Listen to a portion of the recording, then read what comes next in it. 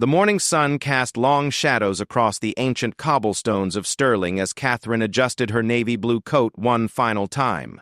She glanced at her reflection in the car window, smoothing down a strand of hair that had escaped from her carefully styled updo. Today was supposed to be another routine royal engagement, one of dozens they had completed throughout Scotland over the past month. Yet something felt different about this particular visit to Stirling Castle. William emerged from the other side of their official vehicle, straightening his tie with the practiced ease of someone who had been doing this for decades. At 39, he had long since mastered the art of royal protocol, but Catherine could see that familiar glint in his eyes that appeared whenever he was about to do something unexpected. She had learned to recognize that look over their years together, and it usually meant their carefully planned schedule was about to take an interesting turn. The couple had arrived in Stirling as part of their annual Holyrood Week celebrations, a tradition that saw members of the royal family undertaking various engagements across Scotland. Their itinerary for the day included a visit to the historic castle, meetings with local community groups, and a reception for Scottish charities. It was the kind of structured, formal schedule that had become second nature to both of them since their marriage. As they walked toward the castle entrance, Catherine noticed the unusually large crowd that had gathered despite the early hour. Families with young children pressed against the barriers, elderly residents clutched small Union Jack flags, and teenagers held up their phones hoping to capture the perfect photograph. The enthusiasm was palpable, and Catherine felt her own excitement building in response to the warm Scottish welcome. The castle staff who greeted them were clearly nervous, having spent weeks preparing for this royal visit. The head curator, a distinguished gentleman in his 60s named Dr. MacLeod, bowed formally as he introduced himself and outlined their planned tour. He spoke in the measured tones of someone who had rehearsed every word, explaining the historical significance of each room they would visit and the artifacts they would see. William listened politely, but Catherine could see his attention drifting toward the children in the crowd who were waving enthusiastically from behind the rope barriers.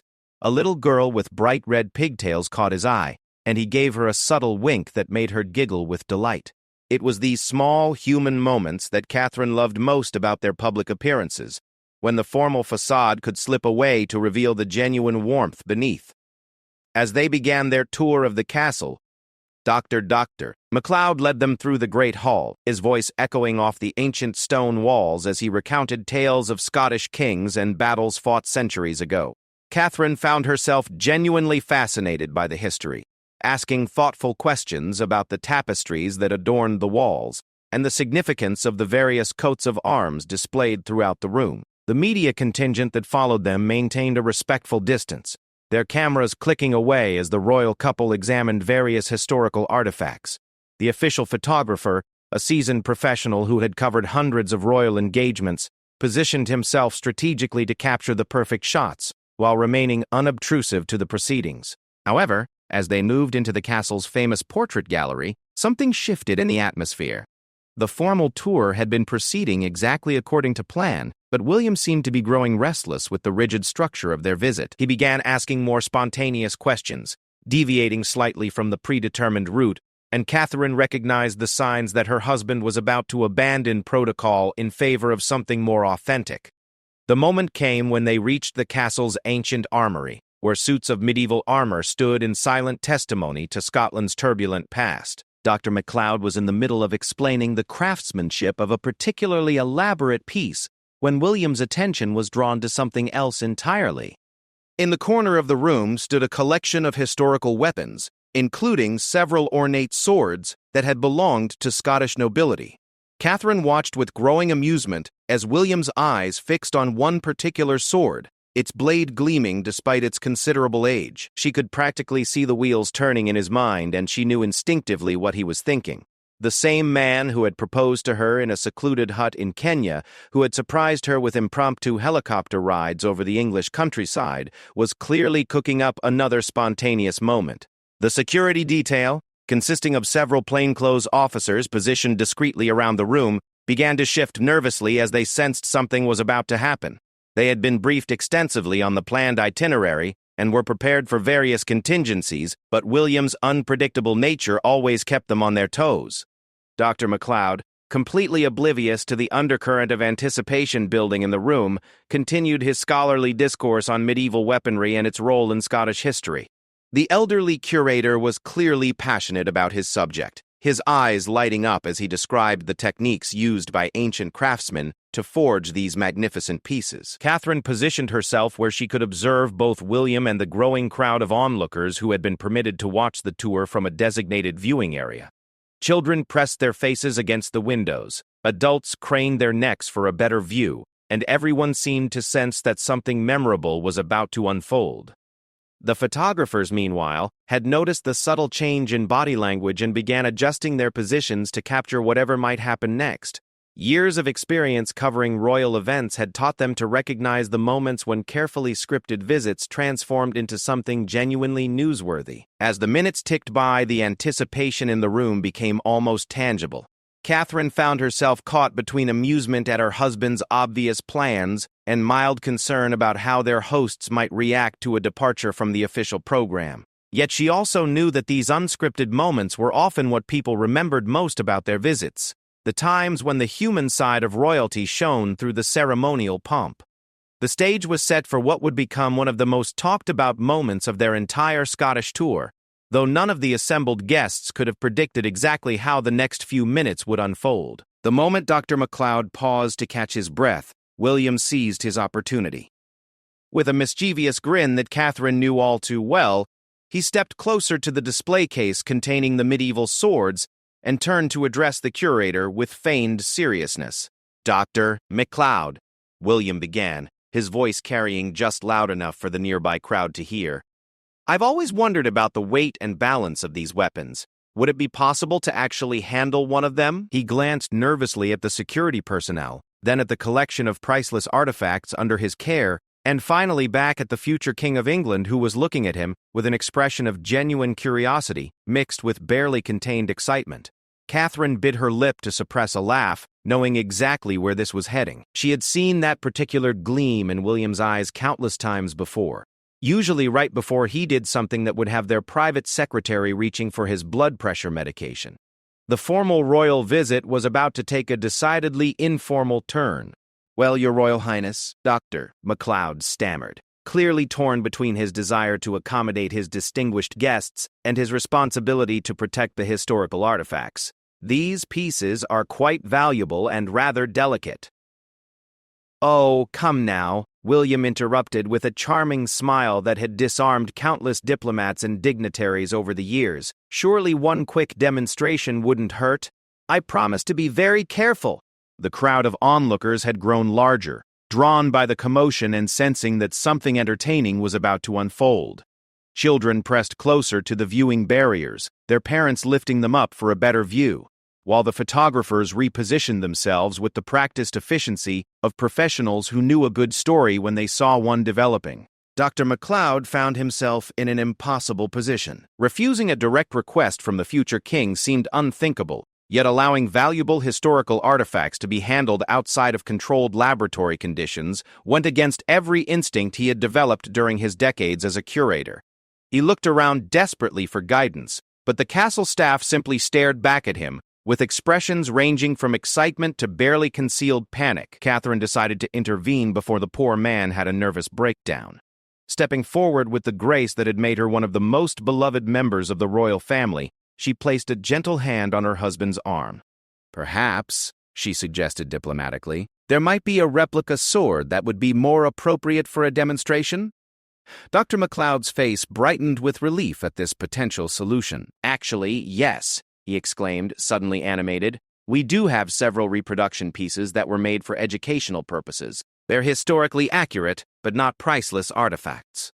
Within minutes, a younger staff member had retrieved a beautifully crafted replica sword from a storage area. The weapon was identical in every detail to the original, complete with ornate engravings and a leather-wrapped handle that had been aged to look authentic. As it was placed in William's hands, his eyes lit up like a child who had just received the perfect Christmas gift. The crowd watched in fascination as William hefted the sword, testing its weight and balance with surprising expertise. Years of military training had given him a genuine appreciation for weaponry. and his handling of the blade demonstrated both respect for the craftsmanship and understanding of its practical applications. "The balance is remarkable," he commented to Dr. MacLeod, who had visibly relaxed now that no actual historical artifacts were at risk. "The weight distribution suggests this was designed for both thrusting and slashing attacks." The curator beamed with pride at having a royal visitor who clearly appreciated the finer points of medieval weaponry. "Precisely, Your Royal Highness." This particular design was favored by Scottish nobles during the 14th century because of its versatility in combat. What happened next took everyone completely by surprise, including Catherine. Instead of simply admiring the sword and handing it back, William suddenly assumed a formal dueling stance. The blade held expertly before him as he faced an imaginary opponent. The movement was fluid and natural, clearly drawing on his military training and natural athletic ability. "Now this," he announced with theatrical flair, "is how a proper Scottish warrior would have defended his castle." The crowd erupted in delighted laughter and applause as William began demonstrating various sword techniques, his movements graceful despite the formal clothing he wore. He lunged forward in a classic attack position, spun to counter an imaginary strike from behind, and executed a perfect defensive parry that would have done credit to any professional swordsman. Catherine found herself torn between mortification and admiration as she watched her husband transform their dignified royal visit into an impromptu medieval demonstration. The photographers were having a field day, their cameras capturing every dramatic pose and athletic movement as William worked his way through an impressive repertoire of sword techniques. The security detail, meanwhile, was experiencing varying degrees of stress as they tried to maintain protective positioning around a royal who was currently armed with a very real, if historically reproduced, weapon. Their training had covered many scenarios, but protecting the principal from himself while he plays at being a medieval knight had not been prominently featured in the curriculum. MacLeod, having overcome his initial shock, was now providing enthusiastic commentary on William's technique, clearly delighted to have found someone who shared his passion for historical weaponry. "Excellent form, Your Royal Highness. That parry sequence is textbook 15th century Italian school." The impromptu performance was drawing an ever larger audience as word spread throughout the castle that something extraordinary was happening in the armory. Staff members who had been working in other areas began appearing at doorways, their duties temporarily forgotten as they watched their royal visitor demonstrate skills that seemed to have emerged from the pages of a historical novel. Catherine realized that this moment was rapidly becoming the highlight of their entire Scottish tour, the kind of spontaneous event that would be talked about for years to come. She could already imagine the newspaper headlines and social media posts that would emerge from this unexpected display of royal swordsmanship. As William concluded his demonstration with a flourishing bow toward the delighted crowd, Catherine knew that their carefully planned, protocol-heavy day had just been transformed into something far more memorable. The formal royal visit had become a genuine moment of connection between the future king and the people of Scotland, all because of an antique sword and her husband's irrepressible urge to entertain. Just as Catherine thought William had concluded his medieval performance and they might return to their scheduled itinerary, her husband turned toward her with that familiar mischievous expression that had gotten them both into trouble on numerous occasions throughout their relationship. "Catherine," he called out, his voice carrying a theatrical quality that made the assembled crowd lean forward in anticipation. "Surely you remember the fencing lessons we took during our university days?" Catherine felt her cheeks flush as she realized what William was suggesting. The crowd, sensing another unexpected development, began murmuring with excitement. She glanced around the room at the expectant faces, the raised cameras, and the bemused expression on Dr. MacLeod's face, and knew there was no graceful way to decline without disappointing everyone present. "William," she said in a tone that was part warning and part amusement, "you cannot be serious." "Oh, but I am entirely serious," he replied, extending the sword toward her with an exaggerated bow. "Lady Catherine, I challenge you to a duel for the honor of Scotland." The crowd erupted in cheers and applause, completely caught up in the unexpected drama unfolding before them. Its children began chanting, "Fight! Fight!" while their parents laughed and fumbled for their cameras.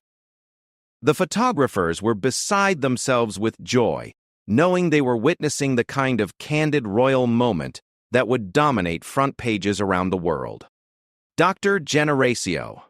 MacLeod, now fully embracing the chaos that had overtaken his carefully planned tour, hurried to retrieve a second replica sword from the collection. His earlier nervousness had been completely replaced by excitement as he found himself playing a supporting role in what was rapidly becoming the most entertaining royal visit in the castle's long history. Catherine accepted the sword with a mixture of resignation and growing excitement. The weight felt familiar in her hands, bringing back memories of the fencing classes they had indeed taken together during their time at St. Andrews University. She had been surprisingly good at the sport, much to William's competitive chagrin, and she suspected he was about to be reminded of that fact in front of several dozen witnesses. "Very well," she announced, raising the sword and assuming a proper fencing stance that drew appreciative murmurs from the knowledgeable doctor. "MacLeod, but don't expect me to go easy on you just because you're the future king." The crowd pressed closer to the improvised dueling ground that had formed in the center of the armory. Security personnel maintained their vigilant positions while trying not to look too concerned about the fact that both of their charges were now armed with medieval weapons. The absurdity of the situation was not lost on anyone present, but the sheer joy and spontaneity of the moment had infected everyone in attendance. William and Catherine began circling each other with exaggerated intensity, their movements a perfect blend of genuine skill and theatrical performance. Erin's technique was indeed excellent, her stance perfect, and her blade work precise, as she tested William's defenses with a series of probing attacks. "Ha!" William exclaimed as he parried her first thrust. "I see university fencing has served you well, my lady, but can you handle the Scottish broadsword tradition?" "We shall see about that, good sir," Catherine replied, suppressing a laugh as she launched into a complex attack sequence that forced William to give ground.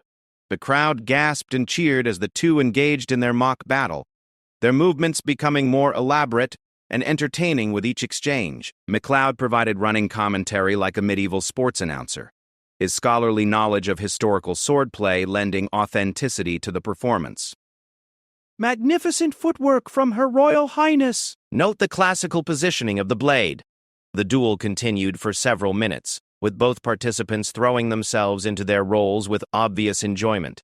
Catherine found herself genuinely impressed by William's skill and creativity as he incorporated increasingly theatrical elements into his technique. He spun, lunged, and gestured dramatically while maintaining surprisingly good form, clearly drawing on his military training while adding his own flair for entertainment. The turning point came when William attempted an overly ambitious spinning attack that left him momentarily off balance. Catherine seized the opportunity with the tactical precision that had made her formidable on the university fencing team, stepping forward with perfect timing to press the tip of her sword gently against his chest. "Yield," she commanded with mock severity, "or face the consequences of defeat." The crowd exploded in applause and laughter as William threw his hands up in theatrical surrender, his expression one of exaggerated shock and dismay. "I am defeated," he proclaimed dramatically, dropping to one knee before Catherine in a gesture of submission that sent the photographers into a frenzy of activity. "The lady has bested me in fair combat. I surrender my sword and my honor to the finest warrior in all of Scotland." Catherine couldn't help but laugh at his over-the-top performance, but she played along with equal theatrical flair. "Rise, good sir," she commanded regally. "Your honor is intact, for you fought with courage and skill worthy of the ancient warriors who once walked these halls." As William rose to his feet, the crowd's applause reached a crescendo. Children were jumping up and down with excitement, adults were wiping tears of laughter from their eyes, and even the most composed members of the castle staff were grinning widely at the extraordinary spectacle they had just witnessed. The official photographer, a seasoned professional who had covered countless royal events over his career, later confided to colleagues that this was the most genuine joy he had ever captured in a royal photograph. The images of Catherine and William's mock sword fight would indeed become some of the most beloved royal photographs ever taken, perfectly capturing the humanity and playfulness that lay beneath their formal roles. MacLeod was practically glowing with pride at having witnessed such an extraordinary moment in his beloved castle. "In all my years here," he told anyone who would listen for weeks afterward, I have never seen anything quite like that. Their Royal Highnesses brought these ancient walls to life in a way I never thought possible. As the couple finally returned their replica swords to the grateful curator, both were breathing hard and laughing at the absurdity of what they had just done. The formal royal visit had been completely abandoned, replaced by something far more valuable, a genuine moment of joy and connection that would be remembered long after the scheduled speeches and ribbon cuttings were forgotten. As word of the impromptu sword fight spread throughout Stirling Castle, the carefully orchestrated royal visit transformed into something resembling a festival atmosphere. Staff members who had been maintaining professional distance suddenly found themselves caught up in the infectious joy that William and Catherine had brought to the ancient stones, and what should have been a brief stop in the armory extended into an hour-long celebration of spontaneity. The crowd outside the castle had grown exponentially as news of the unusual events inside spread through social media and word of mouth. Local residents abandoned their morning routines to gather outside the gates, hoping to catch a glimpse of the royal couple who were apparently putting on some sort of unexpected entertainment. The official security detail found themselves dealing with crowd control issues they had never anticipated when planning for a routine castle tour. Inside the armory, Catherine was still catching her breath from their mock battle when a young girl's voice called out from the viewing area, "Your Majesty! Your Majesty!" The child, who couldn't have been more than 8 years old, was practically bouncing with excitement as she waved her small hand frantically to get Catherine's attention. Catherine immediately walked over to the barrier where the little girl stood with her grandmother, her formal demeanor softening into the warm, maternal presence that had endeared her to families around the world. "Hello there," she said gently, crouching down to the child's eye level. "What's your name?" "I'm Isla," the girl replied with the fearless directness of youth. "And that was the best sword fight I've ever seen. Are you really a princess like in the storybooks?" The question drew laughter from the adults present. But Catherine answered with complete seriousness. "Well, I suppose I am a bit like a princess from the storybooks, though in real life we spend more time visiting people and learning about interesting places like this castle than we do fighting with swords." Biz. Isla's grandmother, clearly mortified by her granddaughter's bold questioning, tried to pull the child away while apologizing profusely. "I'm so sorry, Your Royal Highness. She's been asking to meet a real princess for months." "Please don't apologize," Catherine assured her with genuine warmth. "These are exactly the kinds of questions I love to answer." She turned back to Isla with a conspiratorial whisper that carried just far enough for nearby photographers to capture. "Would you like to know a secret about being a princess?" Isla nodded eagerly, her eyes wide with anticipation. "The most important thing about being a princess isn't wearing pretty dresses or living in a castle," Catherine explained, her voice gentle but clear. "It's about taking care of people and making sure everyone feels special and important, just like how your grandmother takes care of you, or how you take care of your toys or maybe a pet. That's what real princesses do." The simple exchange was captured by dozens of cameras, but more importantly, it demonstrated the genuine connection that Catherine had always been able to make with children. Her ability to communicate with young people at their level while maintaining dignity and conveying meaningful messages had become one of her most celebrated qualities. William, meanwhile, had become engrossed in conversation with Dr. MacLeod about the historical significance of various weapons in the collection. His genuine interest in military history was well known, but the curator was delighted to discover that the future king possessed detailed knowledge about medieval Scottish warfare that went far beyond casual curiosity. "The evolution of sword design during the 14th century is fascinating," William was saying, examining a particularly ornate piece. "You can see how the changes in armor technology directly influenced blade construction and fighting techniques." MacLeod beamed with pleasure at having found such an engaged audience for his expertise. "Precisely. Most visitors are interested only in the romantic aspects of medieval warfare, but the technological innovations of the period represent some of the most sophisticated engineering of the pre-industrial age." Their scholarly discussion was interrupted by the arrival of several additional castle staff members, including the head of public relations, who looked somewhat frazzled as she approached the scene. The carefully planned schedule for the day had been completely abandoned, and she was clearly struggling to adapt to the new reality of a royal visit that had taken on a life of its own. "Your Royal Highnesses," she began diplomatically, "I don't wish to interrupt, but we do have the community groups waiting in the Great Hall for your planned meeting, and the charity reception is scheduled to begin in 30 minutes. William and Catherine exchanged a look that communicated volumes about their shared assessment of the situation. The formal obligations of their role couldn't be completely ignored, but neither wanted to simply abandon the wonderful atmosphere they had created in favor of returning to rigid protocol. Catherine made the decision with characteristic grace. "Of course, we mustn't keep people waiting," she said to the relieved public relations officer. "However, perhaps we could invite some of our new friends here to join us for the community meeting. I think everyone would enjoy hearing more about the castle's history from Dr. MacLeod." The suggestion was brilliant in its simplicity. Rather than cutting short the spontaneous celebration, Catherine had found a way to extend it while still fulfilling their official obligations. The community groups who had been waiting in the Great Hall would undoubtedly be thrilled to be part of a more informal gathering, and Dr. MacLeod would have an even larger audience for his passionate discussions of Scottish history. As the group began moving toward the Great Hall, young Isla tugged at her grandmother's coat and whispered loudly, "Granny, the princess is even nicer than in the stories." The comment, overheard by several nearby adults, seemed to perfectly capture the sentiment that had developed throughout the morning. This wasn't just another formal royal appearance, but something more genuine and meaningful. William and Catherine had managed to create a sense of shared experience that transcended the usual barriers between royalty and the public.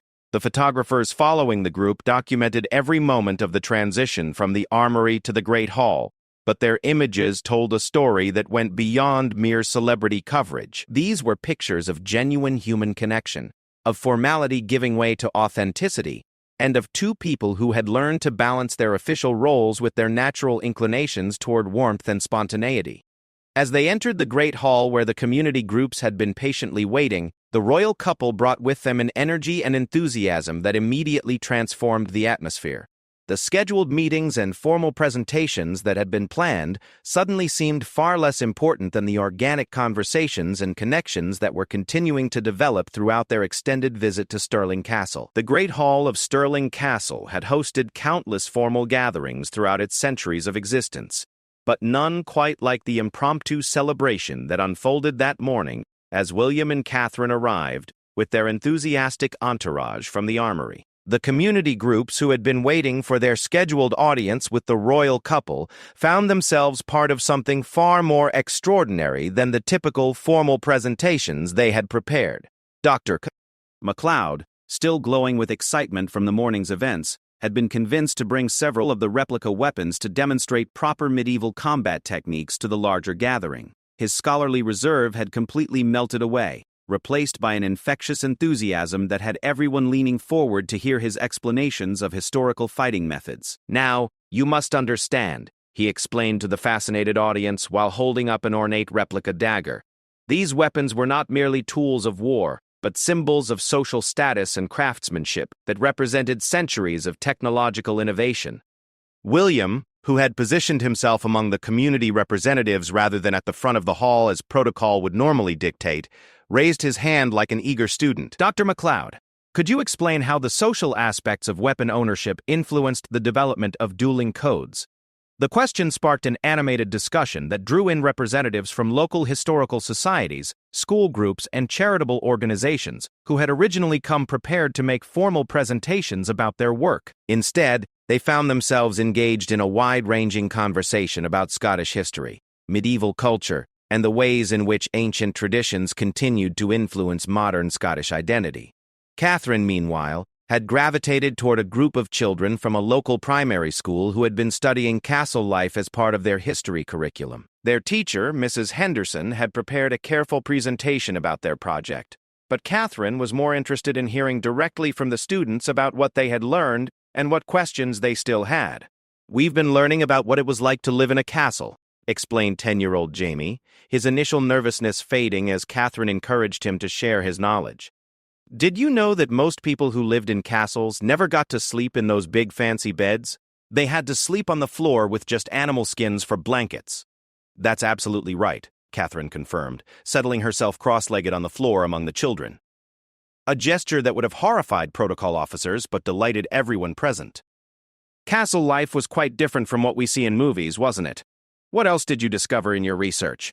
The informal atmosphere that had developed encouraged everyone to participate in ways that formal royal visits rarely allowed. Local business owners found themselves discussing economic development with William. Elderly residents shared stories of growing up in Stirling with Catherine, and children asked the kinds of direct, honest questions that adults often hesitated to voice. One particularly memorable exchange occurred when a teenager named Sarah, emboldened by the relaxed environment, asked Catherine a question that cut straight to the heart of modern royal relevance. Do you ever get tired of always having to be perfect and proper? Don't you just want to be normal sometimes? The question hung in the air for a moment, and Catherine could sense that everyone in the hall was curious about her response.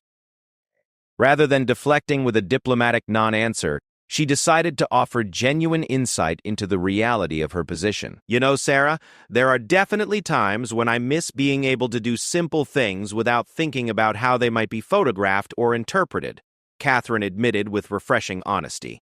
But I've learned that being normal isn't really about what you can or can't do, it's about staying connected to the things and people that matter most to you. She gestured around the hall at the gathered crowd. Days like today, when we get to meet people and learn about your lives and your community, those are the times when this job feels most worthwhile. The formal ceremonies and state dinners are important, but these conversations are what I remember. The response drew approving murmurs from the adults and seemed to satisfy Sarah's curiosity while offering insight that resonated with people of all ages. It was exactly the kind of authentic moment that the morning's events had been building toward, when the barriers between royalty and public dissolved into genuine human connection. As the impromptu gathering continued, news of the extraordinary events at Stirling Castle had begun spreading far beyond the local community. Social media platforms were flooded with videos and photographs of the sword demonstration. Major news outlets were scrambling to cover the story, and royal correspondents were struggling to find precedents for such spontaneous behavior during an official visit. The images that would dominate international headlines for days to come captured not just the novelty of royals engaging in mock combat, but something more significant about the evolution of the monarchy itself. Here were William and Catherine, comfortable enough in their roles to abandon rigid protocol when the moment called for it, confident enough in their public standing to risk looking undignified, and secure enough in their relationship to playfully compete with each other in front of cameras. The afternoon charity reception, when it finally took place, maintained the informal atmosphere that had characterized the entire day. Rather than the usual format of brief introductions and polite conversation, the event became a genuine celebration of Scottish community spirit, with representatives from various charities sharing stories, discussing collaboration opportunities, and engaging in the kind of substantive dialogue that formal receptions rarely allowed time for. William found himself in deep conversation with representatives from veterans organizations, environmental groups, and youth development programs.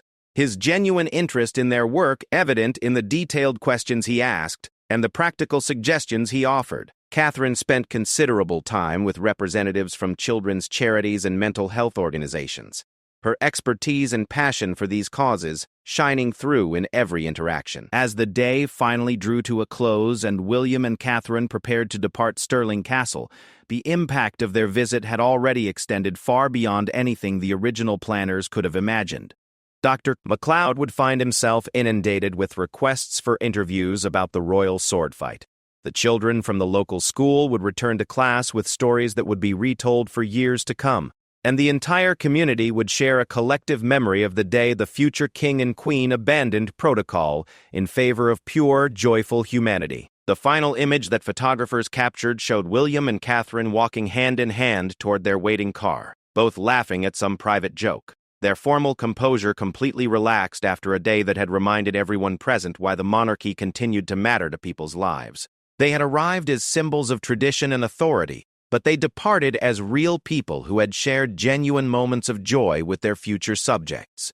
The legacy of their visit to Stirling would extend far beyond the immediate coverage in newspapers and social media. It would be remembered as a perfect example of how authentic human connection could transform formal obligation into meaningful relationship, how spontaneity could enhance rather than undermine dignity, and how two people comfortable in their own skins could bring out the best in everyone around them. Years later, when visitors to Stirling Castle asked about the most memorable royal visit in the castle's long history, guides would inevitably tell the story of the day William and Catherine turned a routine tour into an unforgettable celebration of Scottish spirit, medieval history, and the timeless appeal of letting joy triumph over protocol.